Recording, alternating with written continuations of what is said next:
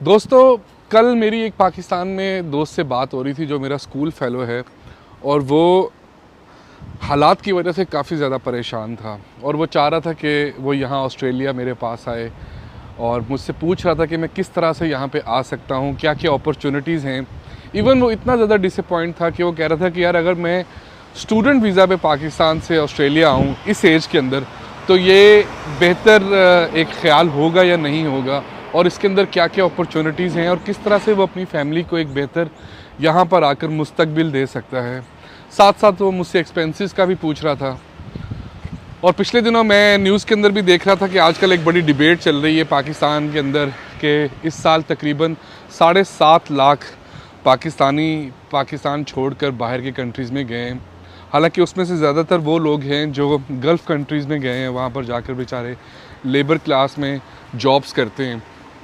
तो मैंने सोचा कि मैं आपके साथ भी डिस्कस करता हूँ, क्योंकि कुछ जो बड़े थिंक टैंक्स हैं वो इसके बारे में अपने व्यूज़ दे रहे थे। हालांकि हर बंदे की एक अपनी सोच है, जो वो समझता है, चीज़ों को अंडरस्टैंड करता है, वो उसके उसी तरह से गाइड करता है। और उस पर से ज़्यादातर वो लोग थे जो कह रहे थे कि नहीं यार, पाकिस्तान छोड़ कर नहीं जाना चाहिए। लेकिन मैं उनसे थोड़ा सा डिफ़र करता हूँ इस चीज़ से। तो मैंने सोचा मैं आपको अपने पॉइंट ऑफ व्यू दे देता हूँ, जो लोग पाकिस्तान में इस वक्त हैं।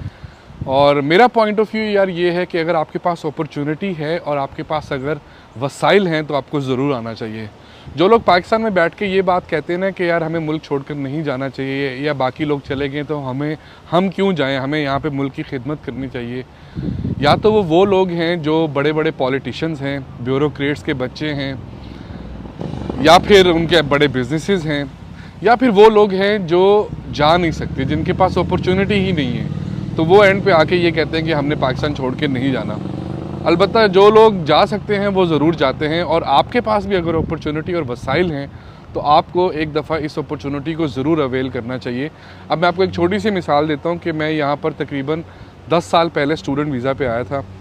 आकर मैंने अपनी यहाँ पर एजुकेशन कंप्लीट की, उसके बाद मुझे परमानेंट रेजिडेंसी मिली। कुछ अर्सा मैंने ऊबर वगैरह चलाई, लेकिन उसके बाद मुझे अकाउंटिंग की जॉब मिल गई और मैं अभी अकाउंटेंट हूँ, बल्कि अभी मैं ऑफिस से ही बाहर निकला हूँ। तो अगर मैं ऊबर चला रहा होता तो मैं उसके अंदर भी अच्छे पैसे कमा रहा होता, इतने अर्न कर रहा होता कि मैं यहाँ पर भी एक अच्छी लाइफ गुजार रहा होता और पाकिस्तान में भी अपनी फैमिली को अच्छे तरीके से सपोर्ट कर रहा होता। अब यहाँ पर लेट्स सपोज मैं आपको एक छोटी सी मिसाल और देता हूँ कि ये सामने जो है ना, ये टोल की कंपनी है और ये ट्रकिंग की कंपनी है, बड़ी फेमस कंपनी है ऑस्ट्रेलिया के अंदर। तो जो यहाँ पर ट्रक चलाते हैं ना, वो शायद हम लोगों से भी ज़्यादा अर्न करते हैं, बल्कि शायद नहीं, हकीकतन वो हमसे ज़्यादा अर्न करते हैं। और मैंने भी 2-3 दफ़ा सोचा है इसके बारे में। हालांकि मेरे पास ट्रक का लाइसेंस भी है, जितनी उनकी अर्निंग है माशाल्लाह। और जो हालात हैं यहाँ पर जॉब्स के और जो स्टेबिलिटी है, वो आप यहाँ से अंदाज़ा लगाएं कि अभी ऑस्ट्रेलिया के अंदर इनको इतने ज़्यादा लोग चाहिए कि ये ख़ुद परेशान हो चुके हैं कि हम इतने ज़्यादा वर्क फोर्स कहाँ से लेके आएँ। जॉब्स इतनी हैं यहाँ पे कि ये लोग मजबूर हो चुके हैं कि बाहर से लोगों को यहाँ पर बुलाएं। उसके अंदर स्किल्ड वर्कर्स भी हैं, उसके अंदर लेबर क्लास के अंदर लोग भी हैं। और अभी रिसेंटली जिस तरह से यहाँ पर लोगों को परमानेंट रेजिडेंसीज मिल रही हैं, वो एक अलग ही बात है। उसके ऊपर मैं फिर कभी वीडियो बनाऊँगा और आपको बताऊँगा कि किस तरह से यहाँ पर लोगों को परमानेंट रेजिडेंसीज इस वक्त बांटी जा रही हैं। हालाँकि आज से 6 महीने पहले जो लोग बेचारे 5-5, 6-6 साल से यहाँ पर रह रहे थे, उनको परमानेंट रेजिडेंसीज नहीं मिल रही थी। लेकिन इस दफ़ा गवर्नमेंट ने जो परमानेंट रेजिडेंसी है वो जिस तरह कहते हैं ना कि बांटना, वो बांटी है लोगों के अंदर, ताकि लोग यहाँ पर काम करें, यहीं का होके रहें और फिर वो गवर्नमेंट की हेल्प करें। ये हालात हैं। कनाडा की एक छोटी सी मिसाल देता हूँ, उनको 1.5 मिलियन लोग चाहिए अगले 5 सालों में। शायद 2027 या 2028 तक उनको ये वर्क फोर्स वहाँ पर चाहिए। ऑस्ट्रेलिया के अंदर इन्होंने बोला है कि हमें अगले 3 साल में 6 लाख बंदा चाहिए, और वो 6 लाख बंदा जो है वो प्रोफेशनल भी है और उसके अंदर अनप्रोफेशनल लोग भी हैं। तो ये जॉब्स की हालात हैं। स्टेबिलिटी की मैं बात करूं तो ये कंट्रीज़ वैसे इतने स्टेबल हैं कि यहाँ पर आपको किसी किस्म की परेशान होने की ज़रूरत ही नहीं होती, चाहे आप कोई भी जॉब कर रहे हो। अब जो बात आ जाती है ना वापस उसी चीज़ के ऊपर कि क्या पाकिस्तान छोड़कर आना चाहिए या नहीं आना चाहिए, या उसकी जो जिम्मेदारी है वो सिर्फ हम लोगों की है, तो यार मुझे ऐसा लगता है कि ये सिर्फ आम लोगों की जिम्मेदारी नहीं है, ये सब उन लोगों की जिम्मेदारी थी जिन्होंने इस मुल्क को बिगाड़ा है और जिन्होंने इस मुल्क को अब बैंकरप्सी के दहाने पर लाकर खड़ा कर दिए। ये सब तो डुअल नेशनल हैं, इनके बच्चे भी डुअल नेशनल हैं। जब भी कोई बात होती है ये मुल्क छोड़कर चले जाते हैं, इवन अपना इलाज भी बाहर से करवाते हैं, और जो रिस्पॉन्सिबिलिटी की बात आती है वो सिर्फ हमारे कंधों पे आ जाती है। तो यार आप इस तरह से मत सोचें।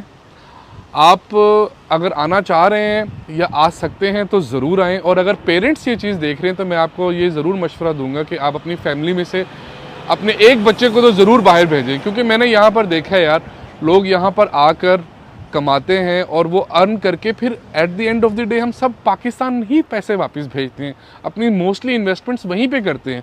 तो वो जो एक बच्चा यहाँ पर आता है ना, वो फिर अपनी पूरी फैमिली को लिफ्ट करता है ऊपर, वो पूरी फैमिली का स्टैंडर्ड जो है लाइफ का वो बेहतर करता है, ना कि अपनी फैमिली का बल्कि रिश्तेदारों का भी करते हैं। और लास्ट में मैं आपसे ये कहूँगा कि यहाँ पर आने का सिर्फ एक स्टूडेंट वीज़ा ही तरीका नहीं होता, और भी बहुत सारे तरीके होते हैं। अगर आपके पास वर्क एक्सपीरियंस है और डिग्री है तो आप स्पॉन्सरशिप लेके भी आ सकते हैं। और चलें उसके बारे में मैं आपको अपनी अगली 1-2 वीडियोस के अंदर बताऊंगा, समझाने की कोशिश करूंगा कि किस किस तरह से आ सकते हैं। But right now this is the best opportunity to go in Australia और कनाडा, और आप ज़रूर आइए। आप आएंगे तो शायद, और नहीं तो मुल्क के हालात आप जो रेमिटेंसीज हैं भेज के वो उस तरह से ही थोड़े बहुत बेहतर कर सकें, क्योंकि आजकल तो डॉलर्स ही नहीं मिल रहे ना वहाँ पे, और अगर वहाँ पे रहेंगे तो बहुत मुश्किल हालात आपके लिए रहेंगे और आपकी फैमिली के लिए भी रहेंगे। बाकी जो आपके माइंड में है, जो आप समझते हैं, इस चीज़ से इख्तलाफ करते हैं या नहीं करते हैं, वो कमेंट सेक्शन में ज़रूर बताइएगा। अपना ढेर सारा ख्याल रखिएगा। Till that, thank you so much. Peace.